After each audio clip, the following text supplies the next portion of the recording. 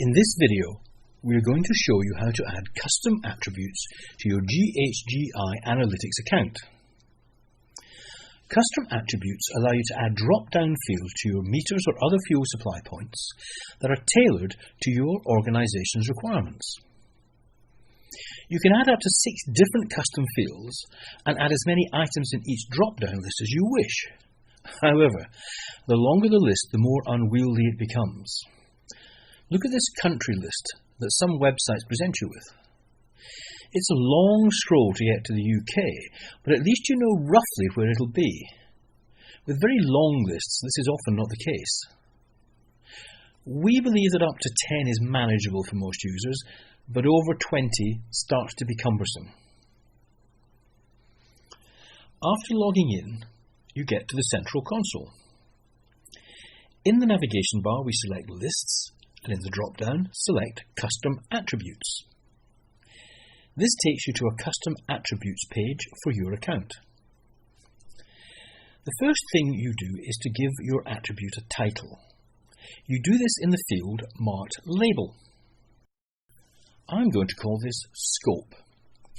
In the GHG reporting protocol, emissions are divided into 3 different scopes: Scope 1, Scope 2 and Scope 3. I type Scope and click the Update Custom Attribute button. Next, you click the button marked Options. This takes you to a new page, Options for Custom Attribute, in this case C5 Scope for your account number. In the field labelled Add, you enter the number of options you have decided upon, in my case 3. You can either type the number or use the arrows to set the number of options. Next, click the button marked Add. This presents you with the number of fields you selected, 3 in this case. You can change your mind. You can increase or decrease the number of fields using the up-down arrows in the Add field, then pressing the Add button. We next type in our options: Scope 1, Scope 2 and Scope 3. You then click the Update Custom Attribute Options button, and then the back button, which returns you to the Custom Attributes page. Here you will see that under the Number of Items column, we have the number 3. Now, if you don't want to activate the attribute immediately, you can stop at this point and just click the Update Custom Attributes button. However, I'm going to make it active by checking the box under the Active column, then click the Update Custom Attributes button again. This is not the end, however, because you then have to activate them within Analytics. In the navigation bar, we select Applications, and in the drop-down, select Analytics. This takes us to the dashboard page, where we select Setup, and in the drop-down, select Show Hide.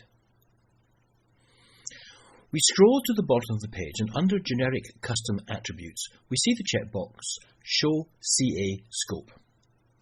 We tick the checkbox, then click the Update button.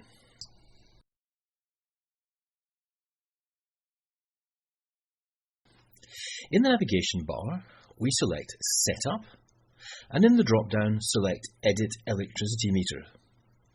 This takes us to the Edit Electricity Meters page. We choose a meter from the grid and click the Select button, which takes us to the page for that meter. If we look down, we will see the new field Scope near the bottom of the form. We click on that, and there are the 3 options. If you no longer need the data field, you simply reverse the process. Go back to Setup, select Show Hide in the drop-down, and untick the item under Generic Custom Attributes. However, if you decide at a future date you need a new custom attribute, we don't recommend that you reuse the one you have previously deactivated. There are 6 to choose from, so we recommend that you use a fresh custom attribute. However, you may decide that you want to add an additional entry to the drop-down. That's fine, just add it to the end of the list. Things become more complex if you want to reorder, delete or rename any of the drop-down entries? You have to ask yourself a number of questions, including, how do you want to deal with the previous entries? Or are they no longer relevant? Do you want to rename the previous entries? We will deal with these questions and others in a separate video. Thank you for watching this video.